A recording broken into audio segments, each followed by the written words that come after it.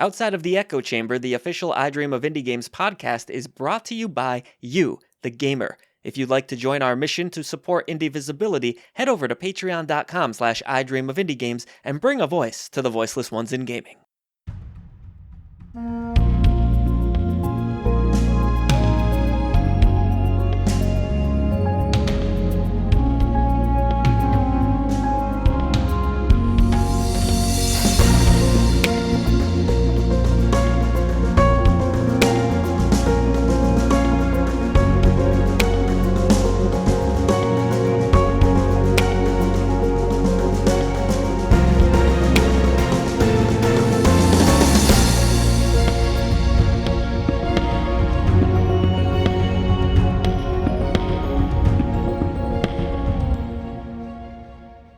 Hello, Indie Warriors. Welcome back to what we hope is the most exciting and entertaining indie gaming podcast on the internet. You're tuning in to the one and only I Dream of Indie Games podcast outside of the Echo Chamber. I'm your host, Old Gamer Joe, and today I'm joined by the incomparable Barely Magic Mike. Unfortunately, no silent signs this week, as she has a prior engagement. We're here to celebrate the indie gaming scene, paying tribute to its developers and publishers with daily reviews, gameplay impressions, sneak peeks of upcoming releases, top 10 videos, and of course, this wonderful show outside of the Echo Chamber. We extend our heartfelt thanks to everyone who supports independent content. If you're as passionate about indie games as we are, you can help keep the dream alive by visiting patreon.com/idreamofindiegames. By joining us, you'll gain entry to the coolest indie gaming club on Discord, receive early access to ad-free shows like Upcoming Indies, and this podcast 3 days early. Additionally, Patreon supporters receive a shout-out in every video we create, regardless of the tier. But best of all, you'll be supporting indie visibility. In today's episode, we'll dive into some indie gaming news stories, discuss the games we've been playing recently, present our question of the day for me, Mike, and all of you. This week, we're tackling crunch culture and exploring how we can ensure employees aren't worked to the bone to bring us the games we love. Remember, you can listen to this podcast on Spotify through our YouTube channel in the podcast section and on YouTube Music. So, Mike, just you and me today.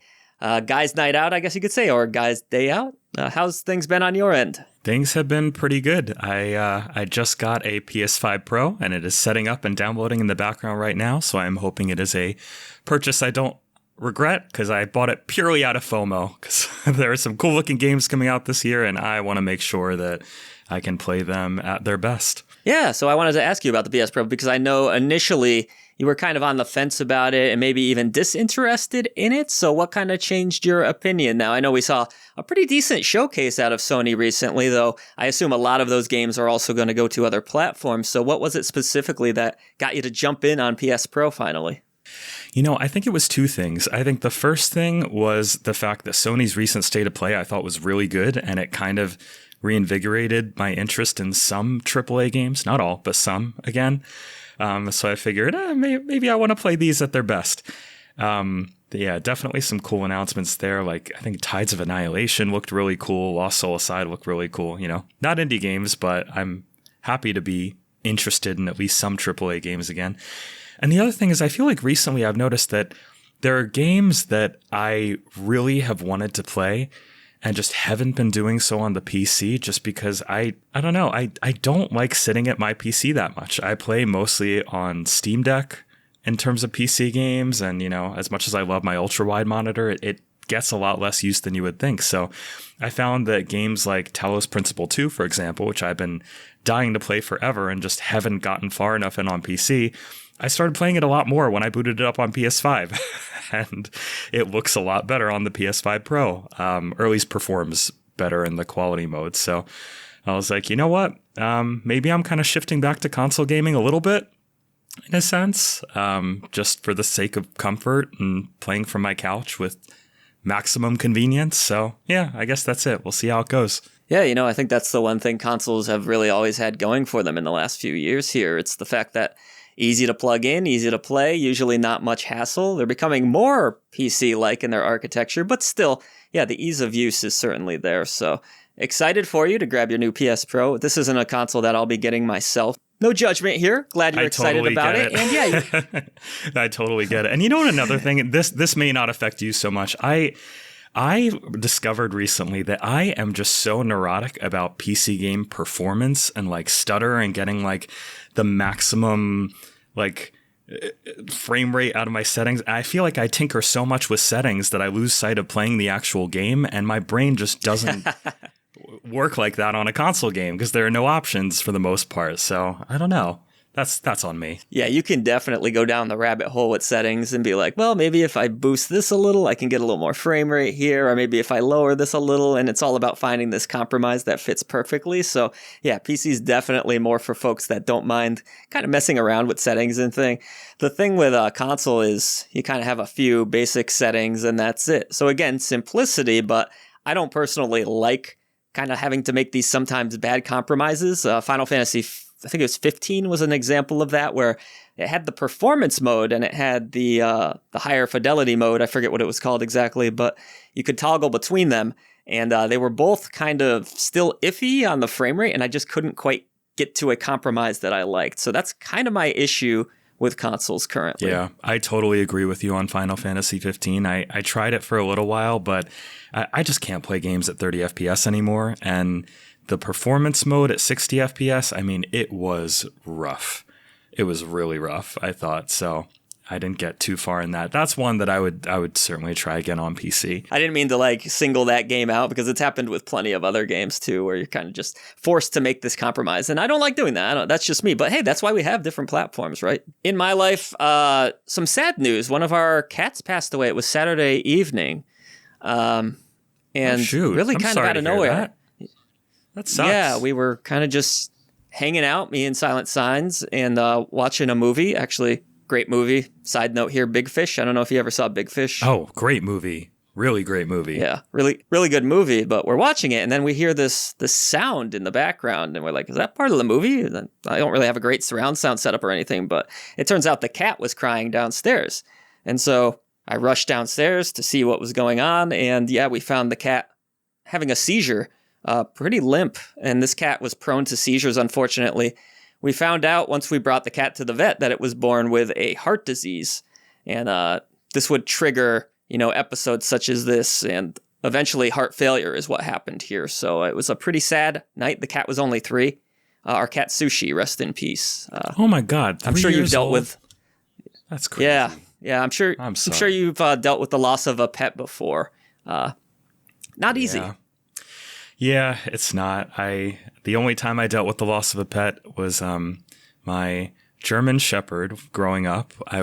She was almost 16 actually. She lived really long for a German Shepherd, but there was one night that she was just kind of, my mom let her out late at night and she just like got into her doghouse, and we found her there the next morning. And then my parents wanted to replace the carpets instead of get a new dog, and I still have never forgiven them for that. Jeez, yeah. Yeah, well, I know this is a sad story, but there's a positive side to it, is that actually just yesterday, me and Silent Signs went to an adoption agency. This is our first time adopting, and we found a new kitty for our home. So that's the positive side of this story in a sad situation. We'll be bringing home Pepper, I believe, tomorrow. So, oh, nice. A cute little 3-year-old kitty. Yeah. Tuxedo cat, I would describe him as. Oh, nice. Well, you'll have to post pictures in the pets channel on the Discord. Yeah. We are definitely a 3-cat family now. For whatever reason, that seems to be the number that the girls like. So, yeah, it's a little bit of a zoo in here at times, though, especially with the giant dog now. But we're moving this year, so hopefully have a little more space. And definitely wherever I end up purchasing, it'll have a big backyard. I hope, anyways. Oh, nice. I didn't know you guys were going to move this year. That's cool. Yeah, no, we kind of decided we're going back and forth. The housing market's not great right now, as I'm sure a lot of you listening know this. And we're kind of going back and forth. Do we want to sink a lot of money into a house that we probably aren't going to stay in for more than a few years anyways? Or do we just bite the bullet and get what we can? Because the house will sell for more than we paid for it now because the market is so out of whack. But ultimately, we won't get as good of a mortgage rate on a new house. So it's kind of this bad we were talking about the performance earlier, kind of a similar proposition here where we're like, this isn't great, but it kind of needs to be done. We've just outgrown the place. You've been to my house, so you kind of know what I'm working with. Yeah. You mentioned, in VR, you might not have the most space to move around. I could see it. Yeah, that's one of many issues that I run into living to. I think we have like 1,100 square feet here. And when you told me how big your place is, the condo, I was like, wow, that's like living in a castle compared to what I'm living in. So yeah, more space is a priority in my life for sure. For sure, I get it, especially with all the animals. But outside of the kitty sadness and then happiness with the new adoption, I watched a little bit of TV. A show called, I guess it's a movie really, called Fear Street. I don't know if you've seen the Fear Street on Netflix. Oh yeah, I saw all 3 of them. They were surprisingly good. I was surprised at the quality, honestly. I didn't expect much. So I was going to say, yeah, we just started the first one. I know I'm way behind on these movies, I guess if you want to call them movies. They're kind of, I don't know, you describe them as mid-budget, would you say? Not necessarily like top-tier movie production, but, you know, decent production quality to them. Yeah, not at all. They're fun. They're fun. They're not especially smart. They're not especially scary. They're not especially well written, but they're consistently fun. Yeah, they did a good job. Yeah, so for those of you that don't know, Fear Street is kind of a more adult version of Goosebumps. It's from R.L. Stine. He wrote a bunch of these just like he did Goosebumps. Probably not as many as he did Goosebumps, but surprisingly violent stuff coming out of R.L. Stine. There's a lot of blood and stabbing in at least the first movie. I can't speak to the others just yet, but I was very surprised at how gruesome they are. But a lot of fun so far. I have like 20 minutes left to watch. My eyes were starting to close just because I'm an old man and I fall asleep at like 8:39 now. That's what happens when you turn 40, I guess. I used to make fun of my parents so bad for that and be like, why are you in bed? It's 8 o'clock. And now I feel like I completely understand why they were doing that. Yeah, but you should watch the other 2. They're definitely good. And as I was such a Goosebumps kid, but I never really checked out the Fear Street books, and I probably never will at this point, but it was nice to have the movies. Probably a lot of you listening out there were born into that Goosebumps era. Those books were so freaking popular. I don't know if you had the program called Scholastic in your school where you would be able to order books every month, I want to say. I feel like Scholastic was the beginning of my terrible purchasing habits nowadays. Like I used to love these giant colorful brochures you would go through, and I would just like beg my parents to buy all these books that looked so great, and then I would not read very many of them at all, but they would just kind of look nice on my shelf. And then you look at my Steam library now and you kind of see how one habit may have translated into another, putting it mildly. That's interesting because I think looking back on it, that's when I actually did read the products that I got or play the products that I had because I was more limited in what I could get. I didn't have my own finances or anything yet, so I only had so much to work with. So I would read a lot of the Goosebumps books. I'd also get a lot of the Choose Your Own Adventures. I remember those were very popular when I was in kindergarten, first grade, that whole era of my life. Just doing a ton of that fun reading. And now I get a book and I'm all excited about it. I'm like, yeah, I'm going to read this book. And now I think I got a Stephen King book like 3 months ago and I'm on the 5th page maybe. Oh, so Lord. It's just... yeah, it's terrible how bad I am about completing things outside of this channel, which we've talked about. It's good motivation for forcing us to complete games. But no, I'm terrible about that stuff. Me too. And on the channel in particular, I love reviewing certain types of games because it forces me to engage with them with more focus, especially city builders, like a genre that I love but just have no time for. Like that's a great reason to review one. Gosh, I would love to get back into city builders. I played so much, like, you remember SimCity 2000 back in the day? This is probably going way back. I never got a chance to get into that one. I'm trying to think what my first real city builder was even. I could go back to SNES. Oh, wow. What city builders were on the SNES? SimCity, the original. There was an really? SNES version. I didn't know that. Okay, that's cool. I didn't know they went that far back. I'm trying to think how far back, like... was there anything on the PS2? I don't know. See, I got into gaming a little bit late. I think the first city builder that ever truly grabbed me was one that isn't really so old, but Tropico 3. Assuming you call that a city builder, but you run this tropical island where you can either be you make the rules and you can either be a benevolent leader or a malevolent dictator or whatever you want. You can establish a secret police and start to take out citizens that protest against you and stuff. And oh, what a cool game. Great series. I could even go back to the Romance of the Three Kingdoms series. I don't know if you ever messed with any of those, more dealing with like ancient Chinese times and all of that, but it was more about the politics and the resource management and stuff. That's the first kind of like deep, intricate style of game like that I can remember. But over the years, they've gotten so complicated that it has turned me off a bit from the genre. There are so many moving pieces to these games, which I guess is why a lot of people enjoy them. But have you found that you've been able to adapt to city builders over the years? Or I think they are very complex. I wouldn't necessarily say overly complex, just because it's not that they're hard to learn, it's that you have to put in a lot of time. And, I think we both have the same issue of just not having that kind of time to put in. So I would love to get into like a roguelike city builder that's pretty quick to learn, like Against the Storm looks great. I've been meaning to play that for ages. Playing that on the Steam Deck or something sounds like a good time, but and I will absolutely check out Manor Lords again when it hits 1.0 because, good God, I loved its early access. I should ask you about time, too, because this is something I struggle with. How am I going to have time to play this? How am I going to have time to read this? You seem like you're a fairly well-balanced guy. How do you manage, like, I'm having fun here, but I'm getting shit done here, and how do you balance things out? I'm trying so hard to stay off my phone. I can be such an avid doom scroller if I let myself be. And there was an app I actually got for Android called Minimalist Phone, and it basically takes over your whole user interface and makes it very boring. And you have to like search for the apps you want, and it'll have a pop-up that'll be like a 15-second countdown of like, are you sure you want to open this app? How long do you want to open this app for? Stuff like that.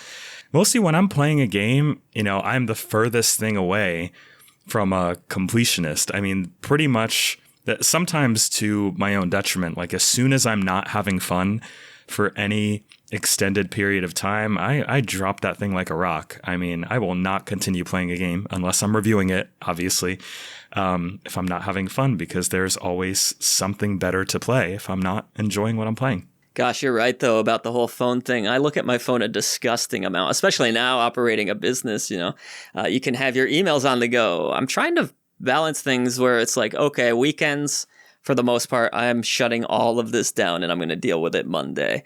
But it's tricky. I'm a little bit addicted to work, kind of how my father was. And I find myself still checking in. I'm like, oh, okay, well, I could make a deal here. I could do this. And it's really not healthy. So I do need to find a balance where it's like, okay, 5 days a week is for work.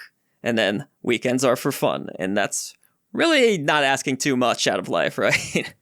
Yeah. And that balance is hard because, even though I don't do a whole lot of like work on my phone necessarily, it is how I keep up with, indie gaming news and whatever the new releases are, and, checking out what people think about whatever new releases came out. And, I feel like that's part of informing myself for this channel, but then I don't want to accidentally slide into like Instagram or Facebook or all that stuff that is truly, in my opinion, a complete waste of time, even if it can be entertaining for small doses.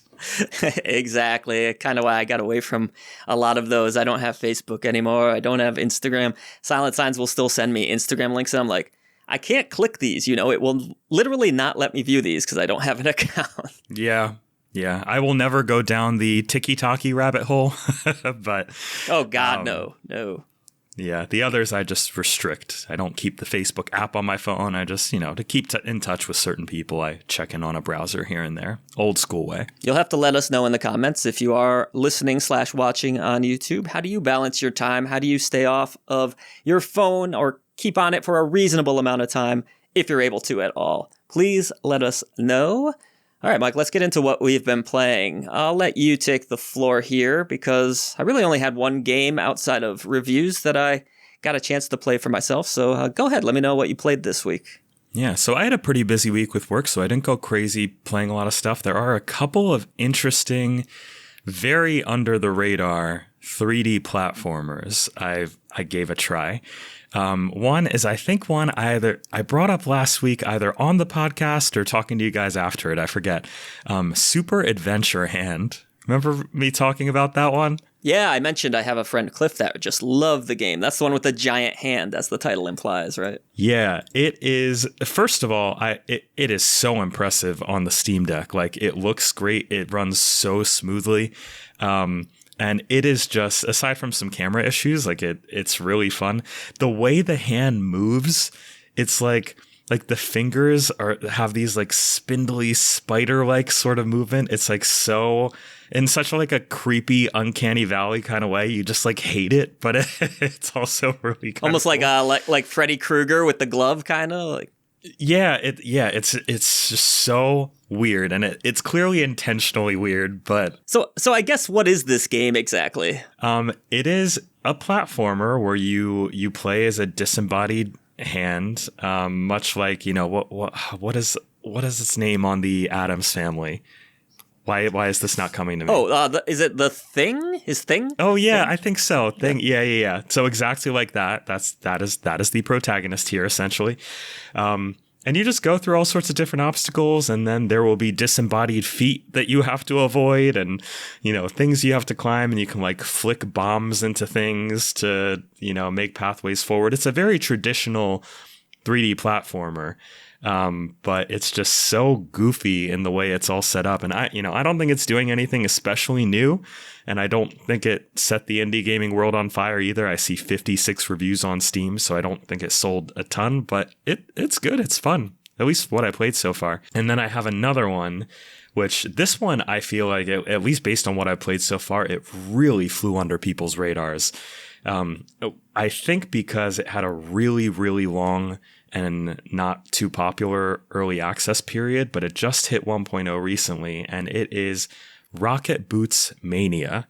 Have you heard of that one? I don't believe I have, no. So it is a parkour-focused 3D platformer, and all you have to do is look at a little bit of footage on it, and you'll be like, how have I never heard of this before? It's kind of the same like on Steam. You know, it's been on Steam for, I don't know, 6 years, 7 years since early access originally launched, and it has 49 reviews. Wow. So you can kind of tell that been around. not a lot of people played it at all, but it has multiplayer support. Like, you can play with your friends doing all this, going through all these parkour stages and everything. And I guess it's like asynchronous multiplayer. I don't know if you're all playing at the same time, but it feels so good to play. Like, the parkour feels great, like the wall running and everything. I was playing it on Steam Deck, ran like a dream on there. Perfect ultra wide support. If anybody listening is a fan of 3D platformers, I really encourage you to check it out, because I don't think this developer has gotten the recognition they deserve for this one. And I want to keep playing it to see if it's, worth being considered one of the best games of 2025, because it's really great so far, at least in like the first world that I've gone through. Obviously, I haven't played enough of it to make a full judgment, but very good stuff so far. I love it. 2 of those deeper indie cuts this week from you. So do you find yourself, when you're not reviewing games for the channel or playing AAA games, kind of looking a little bit more for those under the radar indies and checking out some of those? Yeah, I mean, there are some indies that obviously we can't have time to cover them all. And there are certain ones that just look so interesting that I want to make sure that somebody's looking at them and trying to get that indie visibility out there. There were a couple that released this week too that I haven't tried yet, but can't wait to. I know I've talked yours and Silent Science heads off about Blood Typers, but I would love to play Blood Typers. Blood Typers does look really neat as a fan of typing games. It looks like it had like a co-op element to it too. Yeah, up to 4-player co-op, basically like Resident Evil meets Crypt Master, but co-op somehow. I guess you sort of coordinate who types what to take care of which enemies. Sounds great. And debuted at only $9, so that's pretty cool. Yeah, I'd be totally down to give that a spin. Maybe we can get Silent Signs in there too for some 3-player action, because I do like me a good typing game, and this one looked interesting. Definitely, like you said, not a lot of people talking about it, so I like checking out games like that as well from time to time, but the game that I played this week is probably a little bit more in the conversation currently, I would say. It's Lost Records, a game that you are probably familiar with, or you definitely are because you reviewed it. on the channel. Damn so, right. I'm not going to have to go over all the details about the game again. I'll just kind of share my thoughts, somewhat similar to yours. Basically, Lost Records is, I would describe it as a spiritual successor of sorts to Life is Strange. Would you say that's fair? I would say it is Life is Strange Season 3 in all but name. Or Life is Strange 3. Yeah. Yeah, basically you're playing as this girl named Swan. There's other teenage girls, friends of hers that get involved. Takes place in the 90s. Kind of has, I know you mentioned this in your review, that Stranger Things vibe to it, where you have this group of teenage kids gathering together again to take down a plight, or in this case, they're kind of looking into their past. I like the character development so far. I think that there's some really cool dialogue options that you're given. They're presented in a way, like you mentioned, different from the Telltale games, where it feels like your choices are more consequential. Yeah.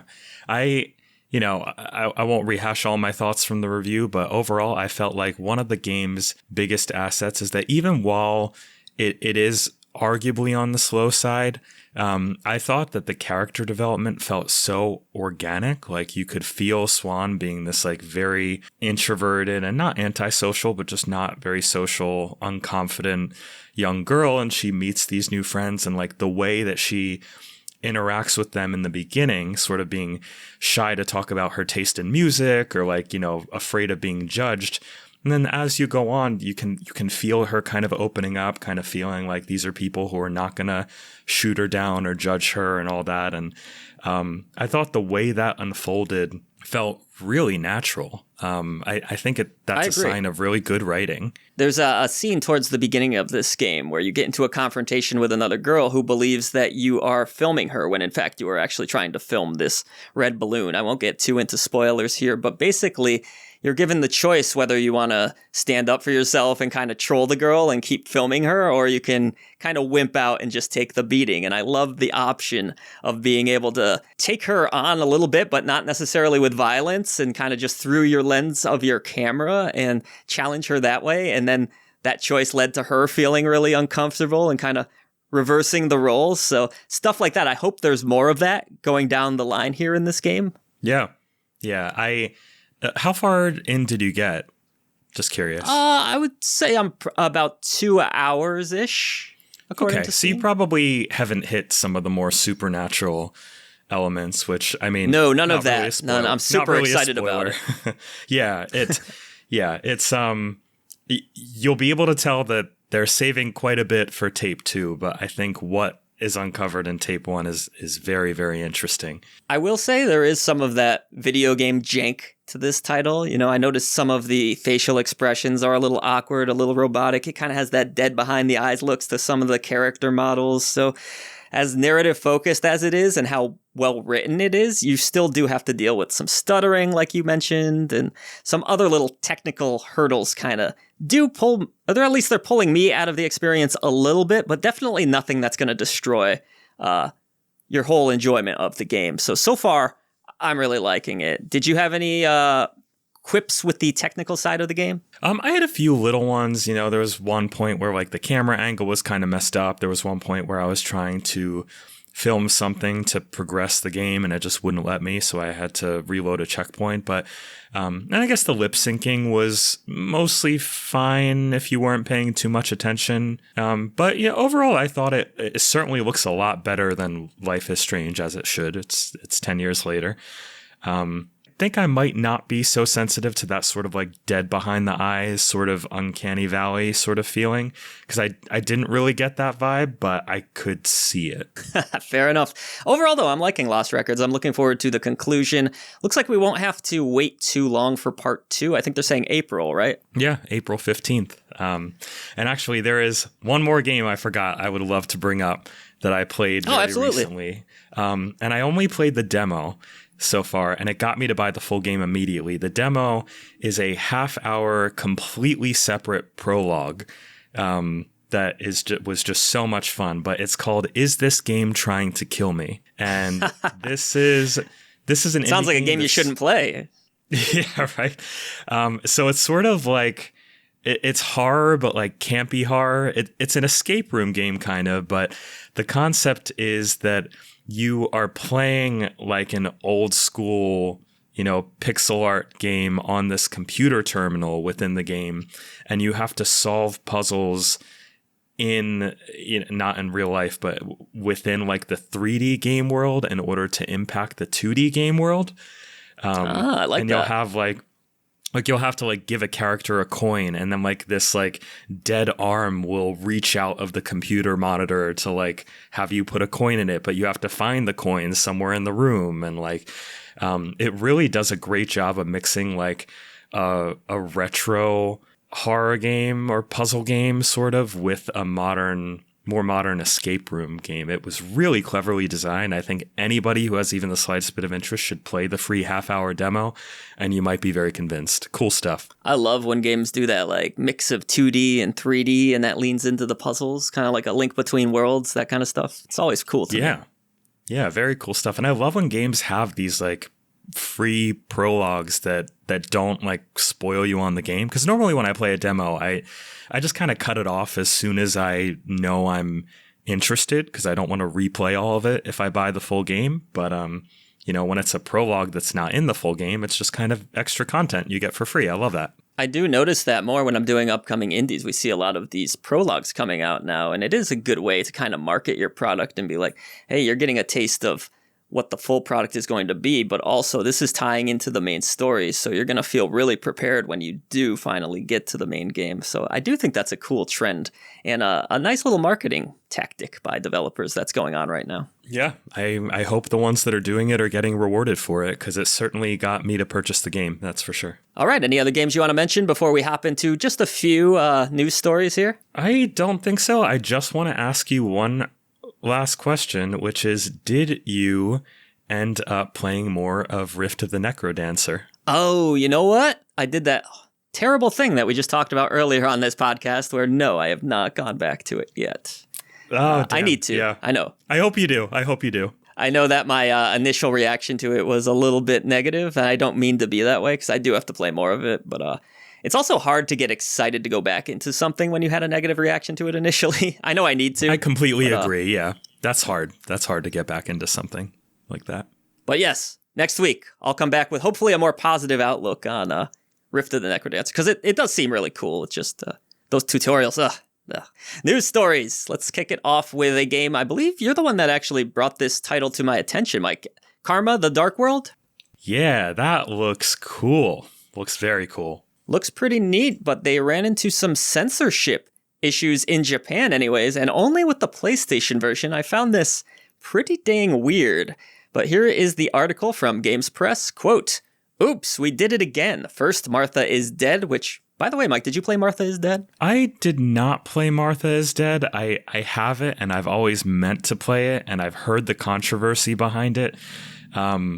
It looks like a cool game, but yeah, I just never got around to it. Did you ever give it a shot? No. I was just interested if you did, because I have not played it myself. But anyways, I'll continue with the story here. Oops, we did it again. First Martha is Dead made people squeamish with a little DIY face swap. Seriously, it wasn't that bad, right? And then Gory had just a bit too much blood, as if that's a thing. And now Karma the Dark World has the honor of upsetting the rating board for Japan again.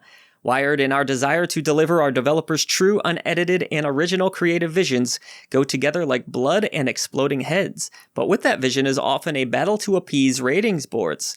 Look, we get it. There's a leg getting ripped off, a couple of deaths here and there, and yes, a head does in fact explode, technically, but the thing is, no console partner had a problem with it, just the ratings board, which means, unfortunately, the Japanese PlayStation release is getting delayed. But don't panic. The PC version, which is also available in Japan, that's kind of the weird part about this story, remains gloriously uncensored because PC gaming is the Wild West.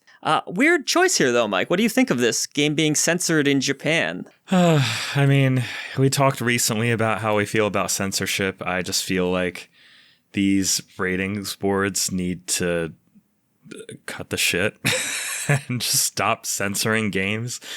There might be some topics that are really out there, but if it's gore or if it's anything sexual, I am fine with it as long as it's fitting within the context, within the theme of the game. And this looks like a really dark, creepy, cosmic horror-y kind of experience that deserves to make you feel kind of squeamish and uncomfortable. I don't see a point in censoring gore in something like this. They put it in there for a reason. You're taking out something that the artists wanted in there, and that's up to them. I think that should always be up to them. What I thought was so strange about it is Japan is known for their over-the-top violence and other ridiculous things in video games and beyond. So this shocked me a little bit to see that it's Japan of all regions pulling some blood from the game. But yeah, I'm still optimistic about this game. Obviously, the censorship isn't going to be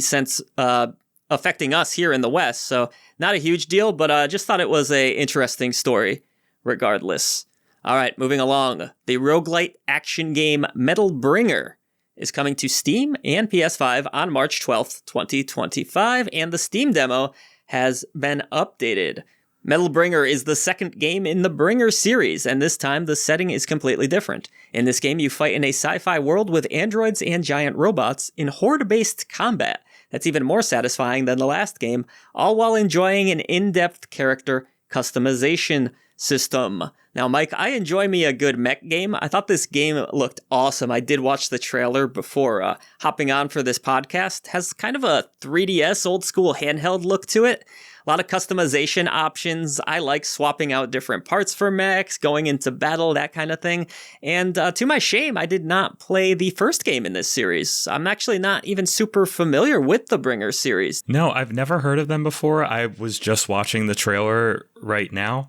And I have to say, it does look very satisfying to play. And also the pixel art style looks dope. Like really good. I love modern pixel art styles where you can see reflections and everything, like with some modern visual effects in there, but still pixel art. I love that.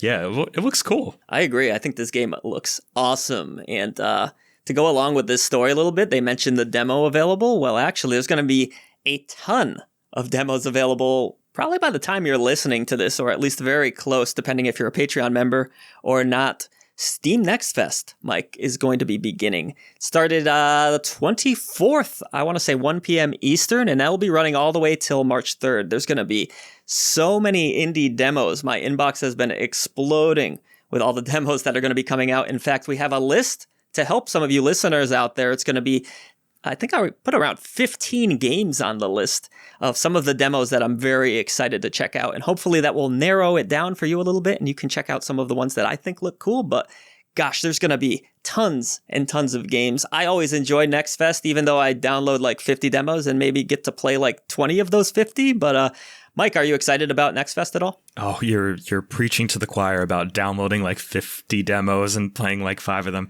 I find playing a ton of demos to be kind of exhausting, honestly, just like learning new mechanics over and over and over. But I think Next Fest is great. I think it's such an awesome way for indie developers to showcase their stuff. And, you can feel free to correct me if I'm wrong, but I feel like it's kind of how games like Balatro got sort of an initial following, because I remember the Next Fest right before its release, it started getting a lot of attention.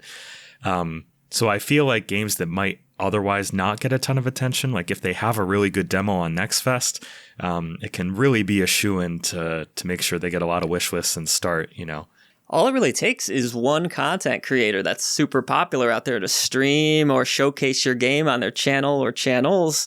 And next thing you know, your game's blowing up. That was the case with Balatro. It got streamed by a couple of popular streamers, word of mouth from there. Bam, bam, bam. One of the biggest games last year. So you're right. Yeah, it can have a huge impact for indie developers. So I really like Next Fest. I think it's a little overwhelming for someone that's in the industry.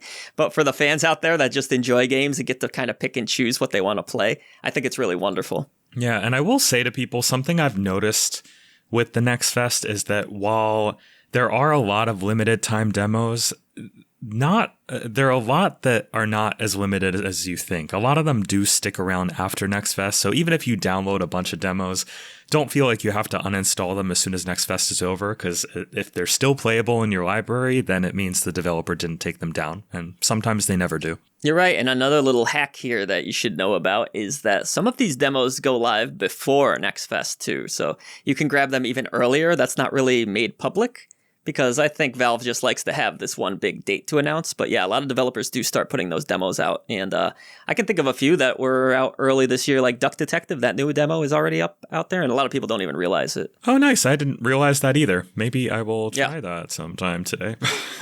Duck Detective was fun. All right, one last story here. I had to include this one because I'm actually a big video game pinball fan. And I was excited about this announcement. It's Pinball FX VR. It's coming to the MetaQuest, which I just recently got for Christmas. So I love what Zen Studios puts out there. All of their pinball games have had great physics, a ton of different pinball boards to play on. Now you got to dish out cash over the years for all the different boards, but I don't mind because I keep going back to these games. I've been playing Pinball FX in some form, even back to like when it was called Zen Pinball on the PS3 for probably almost 2 decades now. Close to it, at least.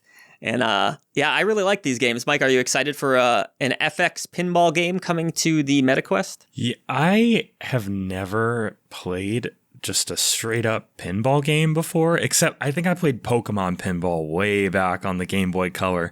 And I played actually one of the few Metroidvanias I've ever really liked. Did you ever play Yoku's Island Express? I think that's what it's called. I was told it was great. It has the pinball elements to it, right? Yeah, it's like a pinball Metroidvania. It takes about 4 hours to beat. Very colorful, very charming. It's a good time. It's a great game. But in terms of like a simulation sort of pinball game, I haven't tried it, but it sounds intriguing. I like me a pinball machine. It is way more fun than you would think. And the physics in these games, especially from Zen Studios, are awesome. You get into it, you're competing on leaderboards, you get your friends get copies of it, and you're kind of duking it out. And it's way more fun than it probably sounds, because I know it seems difficult to replicate the pinball experience in a video game form. Many games have tried it over the years, some successful, some not successful at all. But no, Zen has really nailed it out of the park. So I'm super excited for this new way to play. It's going to be super immersive. Kind of feel like I have the table in front of me, and I can already see it in my head right now. It's going to be really cool, I think. I think you're going to get me to try a pinball game on my Quest, because pinball in VR sounds pretty cool. Actually, and I'm going to throw out one thing unrelated to pinball, but if you've never played Arcade Paradise, there's Arcade Paradise VR on Quest, and it has VR specific machines in it. So I am very eager to try that one too. This goes back quite a ways on the channel. We had a reviewer that reviewed the 2D version of Arcade Paradise. I think they weren't a huge fan of it at the time, going off of memory, but I remember liking the concept. Kind of reminds me of what ended up happening with UFO 50, where you have all these different games in one place, in one game. Yeah, I kind of bounced off it a little bit too. I think I might like the VR version better just with the game variety, but the problem is there's so much emphasis on the little chores you have to do. Like, I was going to say, this was the game with the laundry, right? Yep. Yeah, I think the more you go into the game, the more you can just play games and not do as much chores, and you can sort of automate them. But I did feel like the progression up to that was kind of slow, maybe a little grindy, but might be more fun in VR. Very cool. So yeah, I hope I've gotten you to perhaps check out digital pinball, because it is a lot of fun, trust me. And if you don't like it, I'm sorry. All right. One last story here. It is actually from our friends over at Playtonic. I forgot all about this story, but here it is. Rextro bites back. It's finally his turn. 10 years of Playtonic is officially in full force as we're ready to share the next big Yuka Replayly update. Our favorite pixel perfect dinosaur wants to show off his brand new trailer, which you can all check out right now. Looks like you get to play as Rextro in this game. I'm not too familiar with this character, Mike, because I didn't play a lot of the original Yooka-Laylee, but from the trailer, it looks like these little arcade minigames of sorts. Are you familiar with this at all? I don't know what a Rextro is, but I just know that I played like a few hours of Yooka-Laylee and I bounced off it like I think a lot of people did, but the Yuka Replayly looks like, it could finally fulfill that potential. So Rextro was like a character in the original or from another That's game, what I'm guessing. Yeah, I'm assuming it's from at least one of their universes. Yeah, it looks like a good time. I just want them to announce a release date. I hope we can get to review it. It looks great. Yeah, they have not announced that just yet, but like you said, this game originally came out, it was in pretty rough shape. It did not deliver on a lot of its promises, so this is hopefully a nice redemption story. I'm always down for another 3D collectathon game. one of my favorite genres, and I'm kind of itching for one in more recent times. There's been a few in the indie scene, and they just haven't quite delivered like I'd been hoping they would. So we'll see if this can finally nail it down. Yeah, it sounds like you have a case of the needs to try Yellow Taxi Goes Vroom syndrome, but yeah, I know you told me last year, and like a fool, I've yet to get to it. Yeah, but I too love this genre and always welcome new entries in it, or remade entries in it. All right, with those news stories out of the way, what do you say we get into our question for this week's episode? We're talking all about crunch in the industry. We hear a lot about this, Mike, with companies really crunching down to get their games ready to hit those dates. They have hard deadlines from publishers that want that date specifically, or else you have investors to answer to. It's a whole mess. It always falls on the employee, it feels like, and they're really forced into some difficult situations in many cases where they are staring at a screen for days and days and days and days at a time, way more than they should be, 60, 70, even 80 hours a week. What do you think of crunch, Mike? How do we handle this going forward? I don't work specifically in making games, but I can attest that I'm in the games industry just like you are, and I have certainly crunched many, many weeks myself. A different kind of crunch. There's content creator crunch and there's video game making crunch. They're probably different, but the concept is similar at least. Crunch is not fun. I can tell you that. After you do this stuff for like 60 to 70 hours in a week, your brain feels like mush. You don't want to talk to anyone. You can even get depressed. There's all sorts of nasty stuff that can happen from working that hard. I'm sure you've seen a meltdown or two from me in your in your years here. So you've probably crunched yourself at your own job. So I'd like to hear your thoughts on this topic. I feel like there are two versions of crunch. There is sort of a intentional self-inflicted crunch where you're like working on a passion project and you just can't put it down. I know that's certainly happened with like smaller developers, like the guy who makes Stardew Valley and stuff like that, where you just wanted to keep adding features and like get the game ready for release. And I get that it happens. I don't think it's especially healthy, but when it's self-motivated out of passion, it happens. What is completely different is corporate crunch, where it's not that these developers want to crunch, it's that their leadership has decided not to pay them what they're worth and, force them to work all of these extra hours that they are not compensated for. And it's only become an industry standard because so many people want to go into the gaming industry, because these executives view so many of these developers as replaceable, even when I would argue they're really not. You really need, we've seen examples like BioWare, where, you have this sort of drain of talent eventually when conditions are bad enough. And when's the last time BioWare put out a good game? I was just going to say, what happened there? Huge quality drop off, lower sales on their games, total disaster. Yeah, I think this is what people are actually talking about when they talk about a games industry crash. We are going to see a lot of AAA developers that just don't have any, I'm going to say, experienced talent anymore. Because I fully believe that many of the developers working at AAA companies are very talented, but you can't keep forcing these conditions that make people want to flee elsewhere and make their own studios and all that, which is, it's great and all, but I think it's completely unnecessary. There is never a justified case of a multi-billion-dollar corporation, justifiably requiring crunch. It's greed. That's all it is. And, I think if you are going to have situations where shit needs to get done and you have to crunch, you do need to compensate people for that extra work that they put in. I think this happens even in a lot of salary positions, especially here in the United States, where a lot of people are overworked and not paid for it because they're on salaries. So you get what you get, and you might do 10, 15, 20 more hours than you normally do in a week, and you're getting paid the same thing. So I think a lot of people got fed up with that since the pandemic. They kind of caught on to it. They're like, wait, I'm doing all of this work and I'm not being paid for it. Why would I waste my time? And I think you're seeing that in the games industry too, where they're just willing to move on to a different job. Or you've seen a lot of ex-AAA developers start their own studios over the years with mixed results, some good.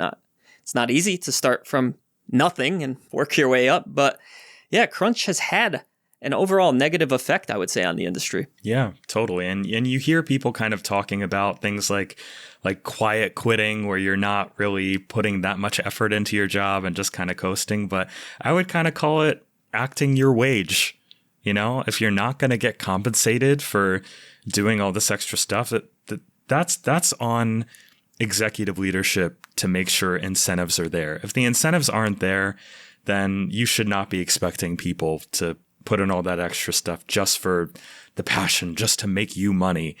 I feel like we're going to see a lot more of this AAA sort of rot from treating employees poorly before. It's going to get worse before it gets better. I feel pretty confident in saying that. So I'd like to get your perspective too, Mike. Certainly you are a hard worker. I know that. And I imagine you've done crunch with minimal extra compensation throughout the years. What does that feel like, and what are some of the effects it's had on you? Oh, it's totally crappy. I mean, there are definitely weeks there where I've worked like 60-hour weeks or so, and like you said, don't really get extra compensation for that until, maybe at bonus time I'll get a little something extra. But yeah, it feels like when I'm that busy, you only have a limited pool of energy to use every day.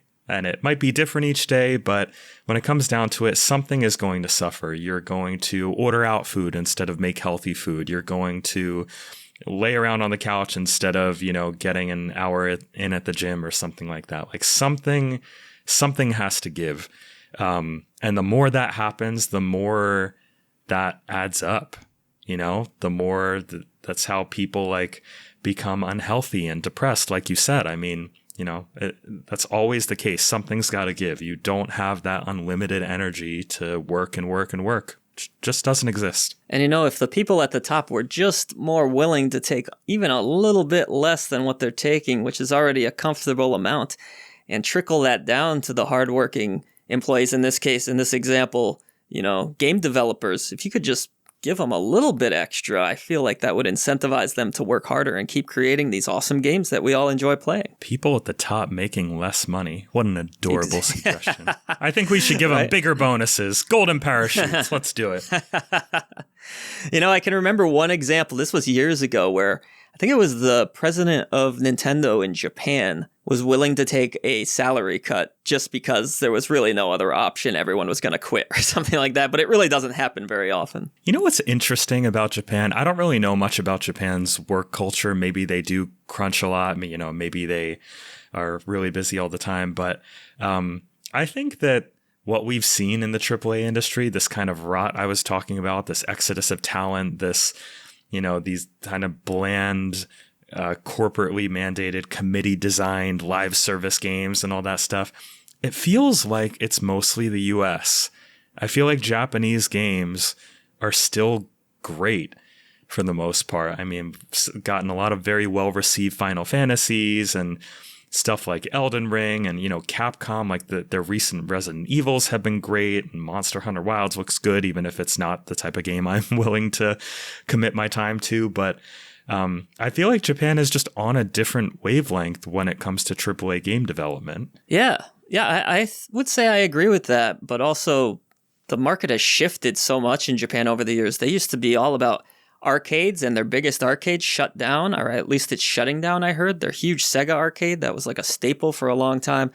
Drifting to mobile, a lot of people are on buses in Japan, trains, all that thing, so they play a lot on their phones, and it's just a whole different market. So maybe they are able to spend more time developing awesome AAA games for that market that does still exist, but yeah, it's just totally different. All right, well, let us know your thoughts in the comments below. How do we handle crunch in the gaming industry? Hell, how do we handle it in general? Because crunch sucks. I'd love to see a way where we don't all have to work to the bone and then just die in a depressed, broke state anyways. That sounds awful, doesn't it? It doesn't sound amazing. Yeah.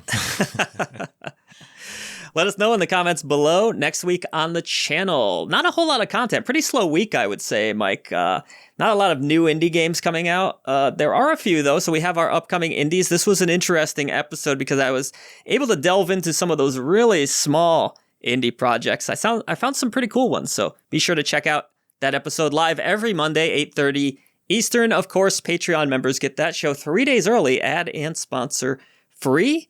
And then we have our Steam Next Fest demos video going up that same day, which means for a lot of you, this stuff is all already live. But I think this is the first time in a long time, Mike, probably since like Christmas time, where there's no new review next week. Yeah, do you think developers are avoiding Next Fest? I wonder if that's not a coincidence. Either maybe avoiding or focusing on. I don't know. But February is often kind of this dead zone. We're still coming out of it. I know it feels like forever, but we're still kind of coming out of that winter slow time in gaming. But I think it's really, really going to pick up. Though I will say this January had a decent amount of entertainment, whether it were movies or there were some cool games even. We had a couple Golden Genie Lamp winners, I think. So wasn't a terrible January. February, a little bit but still some cool releases. Yeah, for sure. And there will continue to be some cool releases very, very soon. It seems like the first week of March is already pretty stacked, so pretty excited for that. Exciting stuff. So thank you all once again, and we'll see you on the channel for more great content. Voice to the voiceless.